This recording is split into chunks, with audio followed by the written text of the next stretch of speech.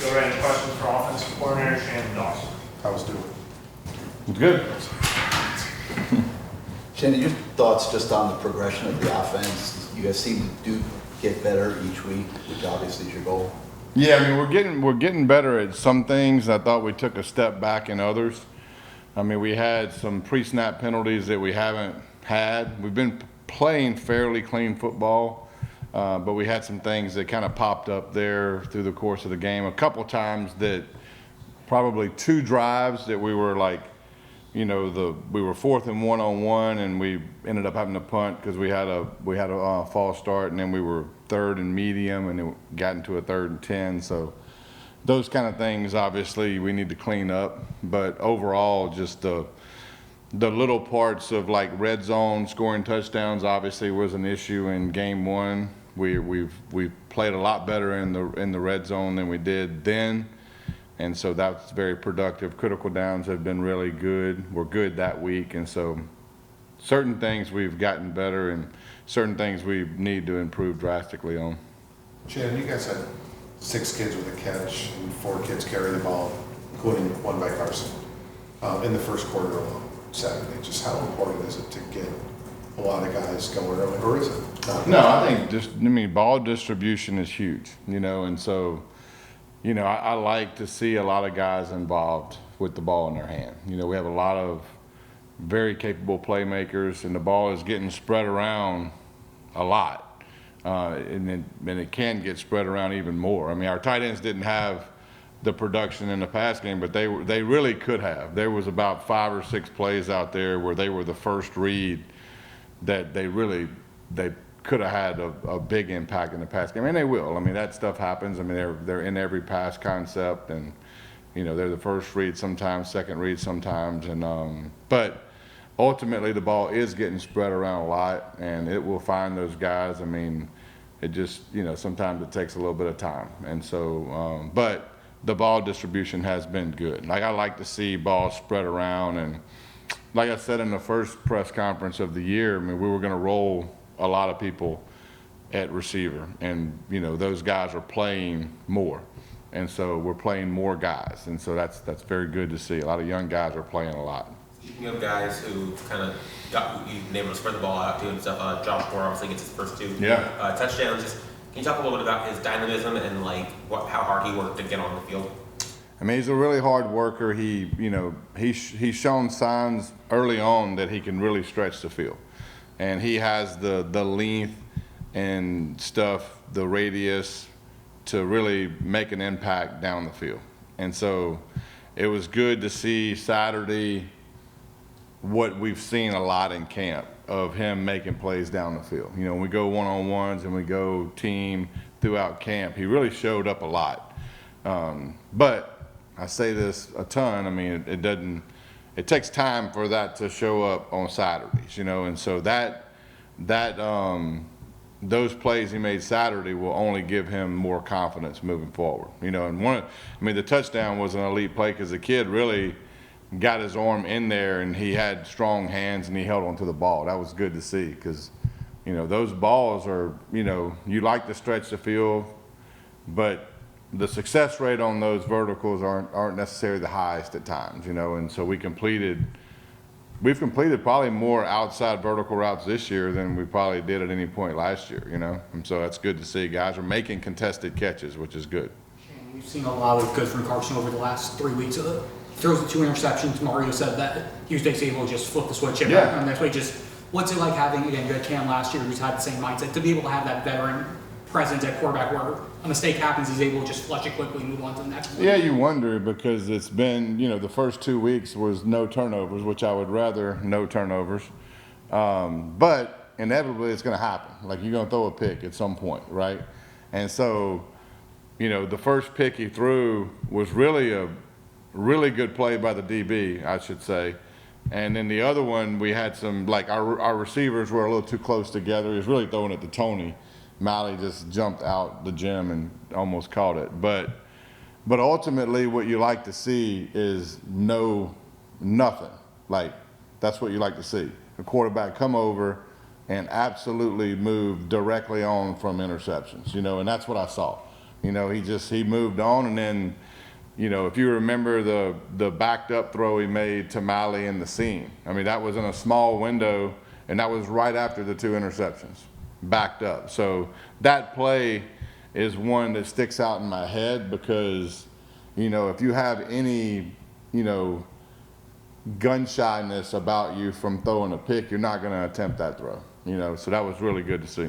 Speaking of things Carson's was attempting, he had a couple, you know, maybe not like design runs, but like option plays that he decided to keep and was successful doing that. Just how much do you balance? Like, I'm sure he is happy to go do it, but obviously trying to protect him. Like, how do you balance that kind of play calling, I guess?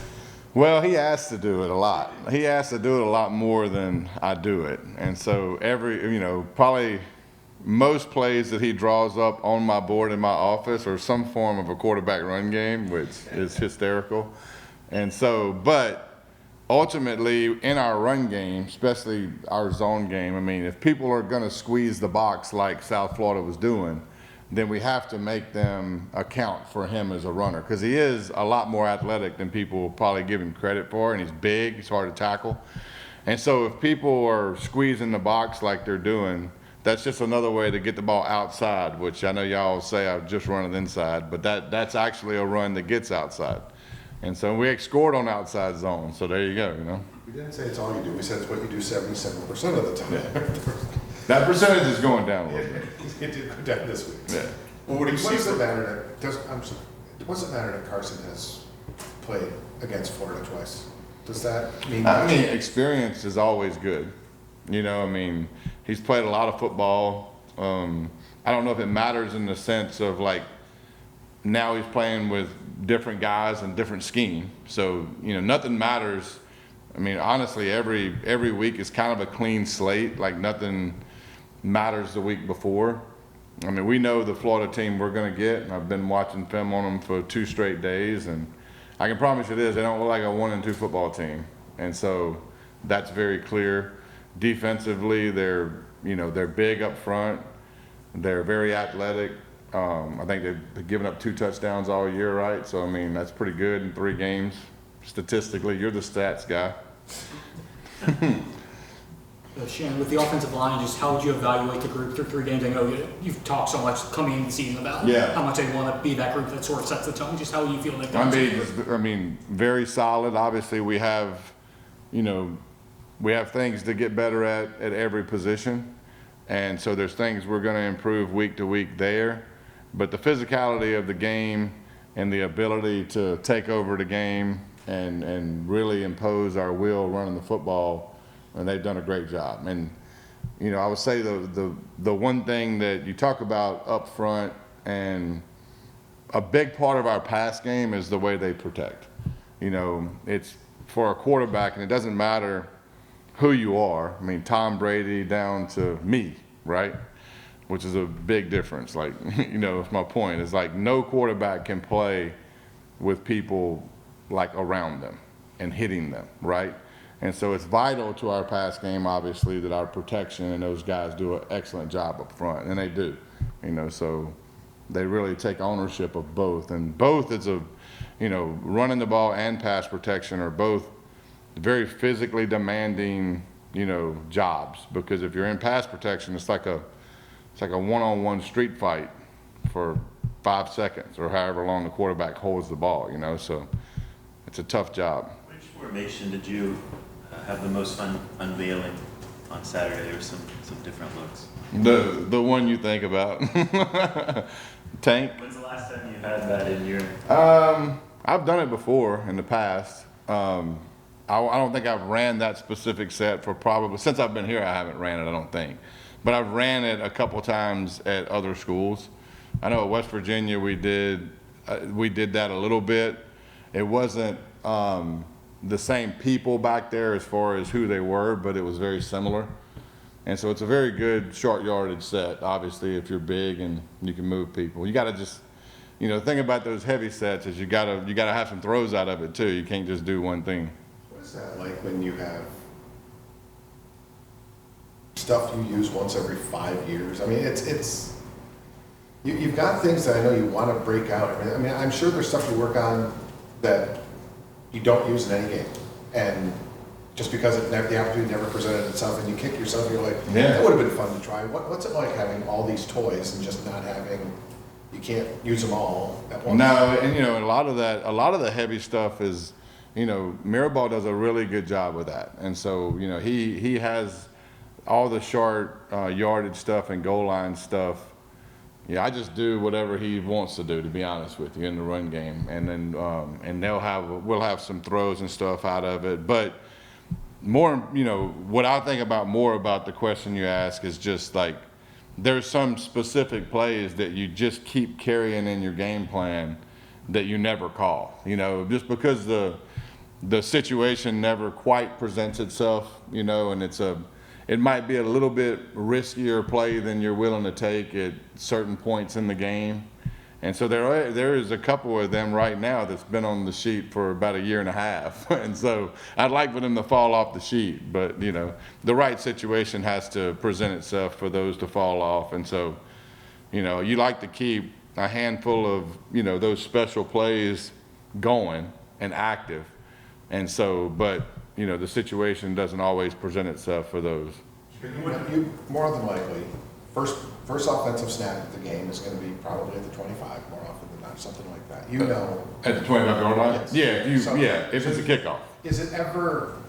Have you ever just said, you know what, I'm doing it this week, first play we're doing this, and just break out one of these back of the playbook type I don't know if things? I've ever done it the first play. I have to really think about that. But I've done a lot of them on the first drive, just based on like making yourself do it, I remember there was the bowl game when I was at Houston, we played Auburn in the bowl game, the Birmingham Bowl. And going into that game, there was a little bit of a talent tilt to them, obviously. And so, but we won the game. And so it was a low scoring game, but we won the game. But we had about 4 plays in that game that was like tricky-ish plays, those kind of type special plays. And so I just remember Dana telling me, like, starting midweek of that week, he just told me, he's like, look, he said, I don't want any of them on the damn script at the end of the game. And so I was like, at that game, I just like made myself, and none of them hit. Like, I think we went 0 for 4. And I think we threw a pick on one. And so I was like, those kind of plays, they either make the internet and it looks great, or you look like an idiot, so it's one or the other. And so I'm a big, that's a good question, but I'm a huge fan of routine plays, and I'm a huge fan of doing what you do and like what you're good at, and I think that there's 2 different thought processes probably in my job. There's people that want to get on the internet, and there's people that want to run their system. And I'm more of I don't care if I ever get on the internet. I want to run plays that our guys execute well, and I want to run routine things that we are comfortable with, and methodically move the ball. And so, if that answers your question. This is live stream on the internet. Yeah. No, I'm fine with this getting on. You know what I'm talking about. Shannon, what did Mark Fletcher do well to have a production, the game that he had last? I don't know what the actual stat was. My man here might know, but he had a lot of yards after contact. He really did. There were some runs there, and obviously we blocked things up well, but they really did. They came out and really stacked the box on us. They made the box really tight. And so there were some runs he made that he got hit within 2 or 3 yards of the line of scrimmage, and we gained 10 or 15 yards. And part of that was our old line's push, and even on the big run, Malley, Keelan, CJ, all those guys were blocking 20, 30, 40 yards down the field. And so he had a lot of help with people blocking, which, is great to see. But he really did a good job after first contact. And he's a hard guy to bring down. He's a big guy. And so, he did a good job of hanging in there. And sometimes those runs are really muddy. Coach Cristobal says it all the time. In games like that, there's going to be some muddy runs, and like every now and again, you're going to spit one out and get a big one. It was 90 yards after contact. 90, there you go. So I thought it was a good number, but I didn't know exactly what it was. You mentioned the offensive line. They've obviously gotten off to a good start to the year. Carson's been pressured a handful of times. The running game's been doing well. How have you seen, I guess, the O-line progressed since you got here for over the last 3 years? Progressed from where it was 3 years ago to where it is now? A lot of guys have played a lot. It's a very talented group. It's deep. And so we've added some pieces. Like James is a guy you add, and he's fit into Coach Mirabal and what we asked for the center to do. He goes about his business in a very professional way, week to week. And so just the way Coach Mirabal packages things and presents things, he's a very elite teacher. And so we're able to do a fairly good bit up front as far as, there's a tipping point of like trying to be good at running the football and being good at pass protecting. That's like a deal everybody kind of struggles with, because you got to split time, and there's only so much time at practice, And I think he does an elite job at buying time to work on protection in certain parts of practice where he'll get over, and he does a lot of time with the run game too. So, the way he splits his time up, throughout practice, throughout the week, allows us to do both fairly well. And so I do think the development of those guys has a lot to do with the way he coaches them and the way he spends his time with them. Trying to get your boss to bite on this, and predictably he did not. What makes you think I am? Prefacing it, just to let you know, does a week like this feel different around here when you're playing the Gator, when you're playing FSU in a couple of weeks? Do these weeks feel different? Obviously we know who we're playing, right? And so, but for me, it's the rhythm of the week once you get in the season is the same. I try to, when I talked to the group this morning, that's exactly what I told them. I was like, look, it's Monday. What do we do on Monday? We get to know our opponent on Monday, right? Tuesday is a work day, and so I think if you keep blinders on and you keep the rhythm of the week the same, the opponent's going to change every Saturday. We obviously know this is a rival, but ultimately the rhythm of the week and the way we go about our business on Green Tree and in the meeting rooms are going to be the reason you have a chance for success on Saturday. And so with games like this, there's more distractions, but it's more important for coaches to put blinders on everybody and just stay focused on the task at hand. And the task at hand today was what it was, and tomorrow will be, let's get ready for, open field and third down. So it's, our kids are pretty focused on the task at hand. And so I don't know if many of them get distracted by that. I would hope they don't. And to go back to ball distribution for a second, Mario did say that he anticipates JoJo and Jordan will go Saturday. That's another ball carrier, another receiver. Yeah. Where you've got a lot of bodies already. I guess this would be a nice problem to have. But It's a good problem. how does that work? Well, put them in there and let them make plays. I don't really overthink it. You put 11 guys on the field, and so rotating guys through, or, the position coaches are really, we go over rotations at the end of the week, but it's really their job in games to get people involved that they feel like need to be involved, and so, I lean on those guys a lot for that, because that's something I can't necessarily think about in the flow of the game. And so now there are certain times in the game where I'll make a comment like, hey, starters need to be out there. This is one of those times. And so that happens. But other than that, if you're playing in the game, we trust you. If you're going out there and you're taking reps, we trust you. You've earned the trust. And we think you can make the play. And so about kids playing in the game, I'll let Coach Cristobal talk about who's available and who's not available. But if people are available and we trust them, then we're going to play them.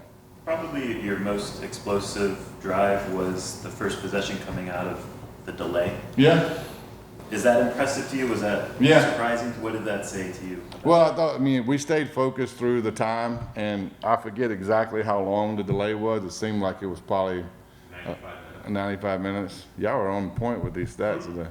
But we came out, and they got the ball first. And so it was even more a longer wait, right? And so they got the ball first. I can't remember exactly. I'm trying to remember that drive. Was that Mark's long touchdown? Yeah. And so it was really a 3 or 4 play. Yeah, 3-play drive. And so that was that was good, because we needed that was still, it was before halftime because of the break, and that got it to 28, I think, right? 28-6, 28-3. Forget if it's 28 or Yeah. 21. Yeah, so it was good. Yeah, you hope that you come out of the break and you don't go out there and have a lull, you know? And so now we had a little lull shortly after that a couple times, but, you know, it's gonna happen. Awesome. Thank you, Coach. Appreciate you guys.